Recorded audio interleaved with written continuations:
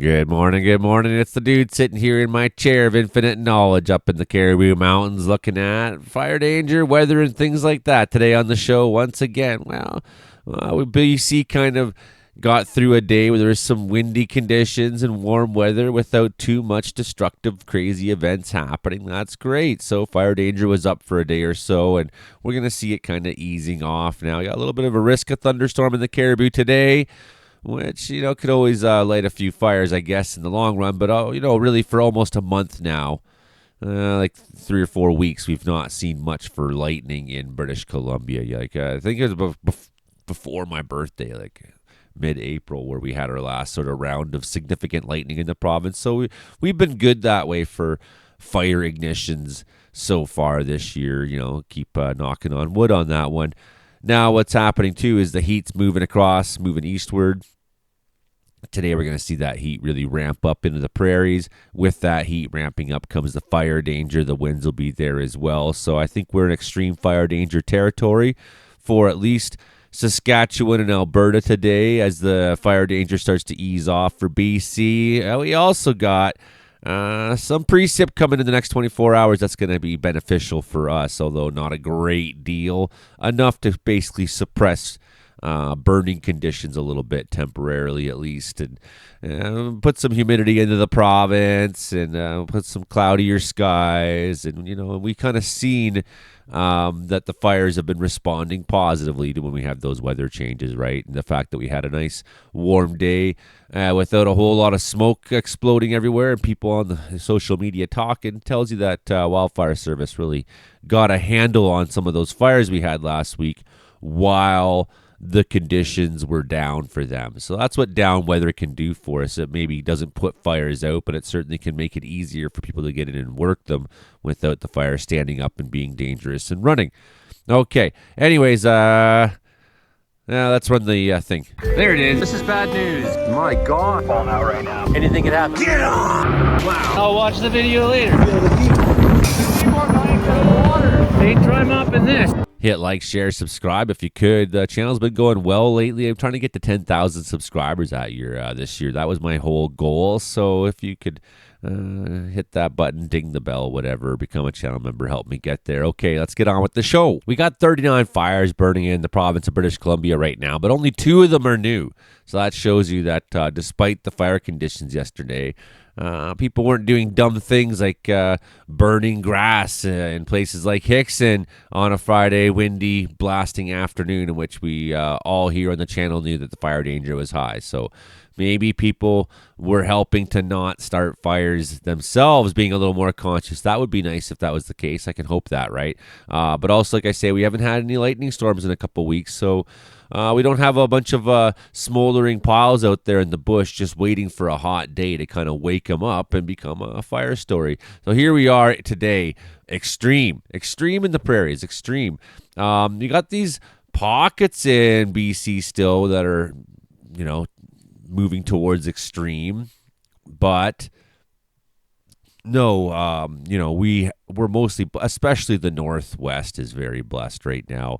The Pacific Coast is really blessed right now with good conditions. The Peace is in danger territory, maybe even bordering on extreme. There's been some fire behavior up there still the last few days, although nothing mind-blowing or headline-making and grabbing. That fire at Doe River seemed to show some behavior still going on, some activity. So this is the danger for these guys today, and it's going to carry on for a bunch of days, right? Extreme danger. Any match in the wind today on the prairie, we could have a major story. So our hope is that people there will be very conscious of the fact that this is not a day to make any mistakes. Okay, let's look at Windy's own data here, which is a little bit different than the Canadian forest fire information system that we have. But pretty much mirrors it. The Windy seems to think that Manitoba is a little drier than Canadian fire danger is showing for extreme danger today. Doesn't seem to apply to Manitoba in their estimation. Nonetheless, I think these will give us helpful tools to kind of look ahead. And if we kind of just bump ahead a few days, you see it doesn't really change much, that danger, until you get through to the end of the weekend for them. Then you might start to see a little bit of a rebound before the whole cycle starts again. There's warm weather coming, but not so for the next bunch of days for us in BC, at least. However, continued warmth for a little while for them in the prairies is going to keep that danger high. We'll come back to some maps here in a minute. We'll just look at heat signatures here on satellite maps. For example, here, that fire by Doe River I was talking about. Actually, that's not that one. Fire by Doe River is up here, so I don't know what this one is. Maybe a new one. Sometimes flare stacks that are burning off natural gas, sour gas and whatnot. Sometimes they show up on these maps. So you got to be careful. Like even that log deck fire that Scott Nelson was filming the other day down at Pioneer Log Homes, it seemed to show up there. And then something like this, for example, that looks like maybe an industrial area. It's again possible that you're just looking at flare off stacks, although I'm not sure necessarily on those, but nothing remarkable standing up, right? Like nothing on the map is screaming like, like this guy by right on the highway. Was there a fire down there? I didn't see anything yesterday saying there was something like that. Maybe a vehicle fire sometimes shows up as well. So they're pretty sensitive, surprisingly, what they'll pick up. But you'll generally know that if it's in towns, it's probably could be a house fire or something like that. Some of these may be, again, industrial sites like that. We know there's a lot of fracking and oil leases and things like that. But here you look at, in Edmonton, we got a bunch of big red dots. Maybe a couple of those were from a large fire or something that happened in the city. But when you start seeing this, okay, this is wildfire. So here we have this wildfire in Alberta that's been problematic up there by Redwater. So that's one of the ones we've been kind of watching, seeing in the news a little bit there. Looks like a little bit more activity just northeast of Lamont. This guy up here showing quite a bit of activity. So one's not too far, just south of Boyle. And then to the east of that is another one showing some behavior. So you can see when, a bunch of dots together kind of inferring that there's activity, that there's actually movement that happened on these fires here, right? So those are areas today where if there's hot spots in any of those fires still, they're in danger of doing something. There's a fire in Sask there. Wow, look at that. Fort Pitt Provincial Park right nearby there. Fort Pitt, and that's not too far from Northminster, Lloydminster. Nice country there, not far from Beaver Crossing, near Cold Lake on the Saskatchewan side. So we got fires there that are showing activity in Sask that we're concerned about. This guy outside Prince Albert, that's definitely a wildfire for sure. Fires that will respond to this heat, will respond to the wind, will do things today. So we're concerned about this, concerned about the extreme fire danger in Sask, and we know that that danger will make its way into Manitoba in the coming days ahead. Here's this fire up by the Paw we were looking at the other day, still showing a lot of activity there right near Reeder Lake. And I don't like the proximity here to the reserve, so this isn't very good. I mean, if it crosses the river, it's really bad for Opaskwayak Cree First Nation. First time I ever looked at that word or tried to say it. Okay, Opaskwayak First Nation there. So hoping to see some good results today. But it's like I say, it's not good with this heat, this wind. That'll be coming to Manitoba as well. Areas just east of Dauphin showing some fire activity.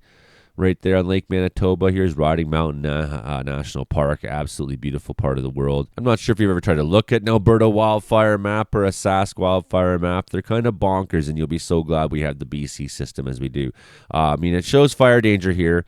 So that's nice. I click my mouse once, and it's boom, way in. So it's it's kind of funky how it works, how the system works. But as you can see, pretty much everywhere on the east side of Alberta, and by the east side I mean the vast majority of Alberta, almost to the Rockies, really a strip along the west where conditions are a little bit better. But even then, these yellow areas are still areas that could see some fire. So I find this system kind of funky on theirs. Like, I don't know, they got like purple fires and red fires, and it's to me, I don't find it very user friendly.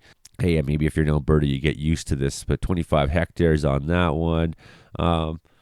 Yeah, I do find it kind of funky compared to what I'm used to. So, and I don't find the map very like, to me, it's really hard to tell what's what in there. It's not like the firm's map we're just looking at that was really, really clear. So like that'd be nice to see.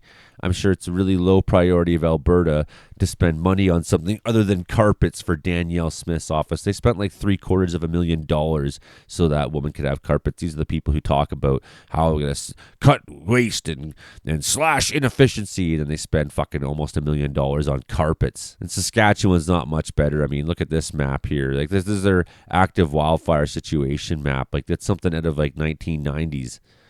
You can't click on anything, and it's not very.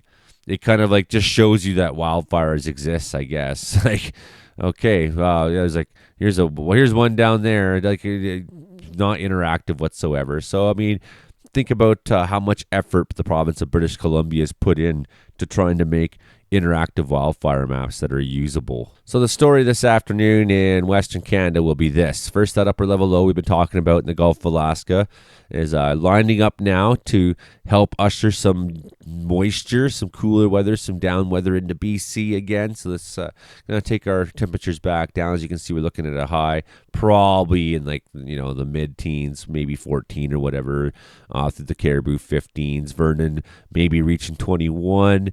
A little touch cooler for you than yesterday, right? So we're just seeing like the weather kind of Fort St. John at 15. So everything a couple degrees down today while you go look in the prairies, 22s, 21s, and that's only going to get warmer for them in the coming days. We'll go look at Thursday here, for example, and see like, what do you mean, Joey? Like, oh, wow, look at some of this heat there, up to 27 in Flin Flon. We're going to see that warmth coming up into Saskatchewan, Manitoba as it moves across, Regina hitting up to 27 at 2 in the afternoon on Thursday. Maybe we could go a little bit ahead and just see that by Friday that's moved out and we have a whole new round coming into the prairies for the weekend. So BC staying cool, staying unsettled, but look at that, Saturday already at lunchtime, well, our time lunchtime, Regina probably hitting 30 degrees this weekend, probably going to see temperatures in the 30s. So that fire danger is not going to go away really for the prairies for the next bunch of days. Winnipeg up to 34 on Sunday.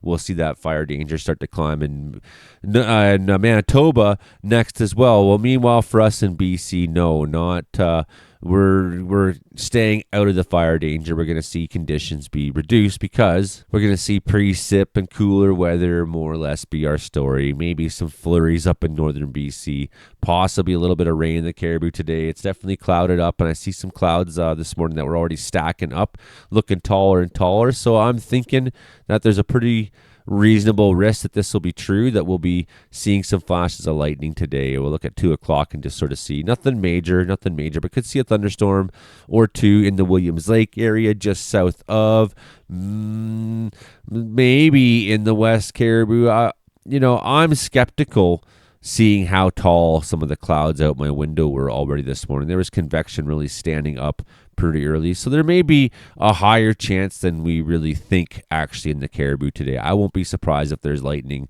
in spades today, which is unfortunate for us because what we don't want to see is lightning start a couple fires out here in the middle of nowhere, and then when we finally get a hot day in BC, which isn't obviously in the next 4 or 5, or it could be a little while before we get hot weather in the province, but that's when you're going to see these kind of stand up. So we'll just hit play here on tape and watch those thunderstorms play out. Yeah, it looks like a higher chance now, even into the night.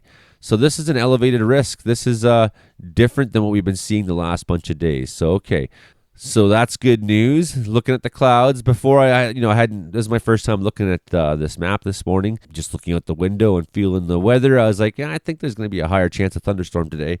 That's probably going to see that in the maps. But this was definitely a doubling down. So we're going to see more precip into the Rockies into tomorrow. And then finally things dry out a little bit in southern BC. And temperatures rebound some, yeah, but it's not crazy. Not at all. In northern BC, taking a bunch of that precip. We'll look at the bigger picture and just see how this low is really steering things around, aiming it right at us. We're in that upper level low pattern. So look forward to this for the next bunch of days for BC. But here's what I'm concerned about as well. Let's just rewind for a second and watch. Where does this all go? Step over the prairies into a whole new system, a new low that's developing. Okay, so it looks nice at first because look, this is what's bringing a little bit of rain up there. But what happens with this low is there on Thursday, lots of lightning in Laurens, lots of lightning in North Saskatchewan, areas that aren't going to be getting a ton of rain. Oh, lots of lightning into Manitoba. Watch how this is going. This is pulling the warm air up in behind it, this low is, so it's going to suck all that warm air up. That's why it's going to get extra warm this weekend.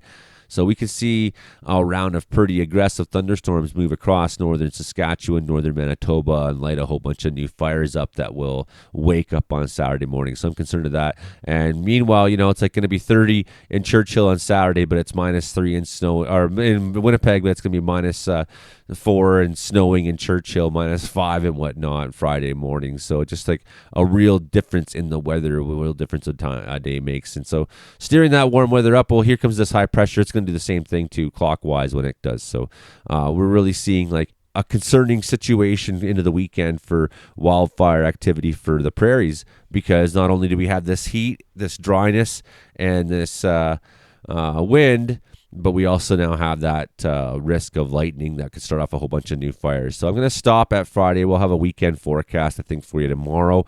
Just giving you the heads up on everything I can. We still have low humidity for a bunch of the province here in BC today. So, fire activity may skunk around, may stand up a little bit and crawl around and show itself if there's fires out there. The lightning will probably be, you can see how there's a large section where the humidity is up, and that includes here in Wells, and that just kind of gives you your hint of where thunderstorms is going to go and what's going to feed them. But that's not a real concern today, although we do have the fires up in the piece that we're concerned about, because you might be hitting your crossover conditions with that low humidity and your temperature being up. We're also really concerned about the prairies in general, right? 27% humidity. So that's not too far from crossover material. And we're going to be seeing that a lot over the next bunch of days. So that dry air, that's what fire likes to breathe. And if it has lots of dry air, then she gets up and gets happy and runs and does things. On my long range models, I'm not seeing any big heat in the future for BC. So, all in all, I think we're doing okay right now. We kind of got through a couple scare moments, jump scares so far this spring, especially last Friday. But all in all, I think we're not doing as bad as people were kind of panicking and thinking we would. But big time concern for the prairies, man. These guys are going to get fucked over by this weather. That hot, that dry, that wind, that high fire danger, lightning, maybe sparking new ones, and extremely hot into the weekend. 34 in Winnipeg on what is it? It's today's May 7th, so May 10th or whatever it's going to be this weekend. This is wild stuff, people. Try to convince me, climate change isn't real, and it's it's thanks, guy who knows nothing about atmospheric science, who's never studied or learned or been educated by anybody, and really is just motivated out of their own opinion or of what they want to be true.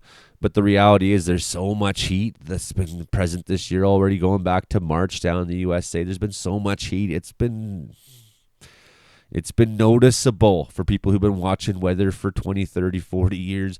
They're looking at this going, wow, this is unusual. And to see 34s in Winnipeg's, you're going to probably see records set.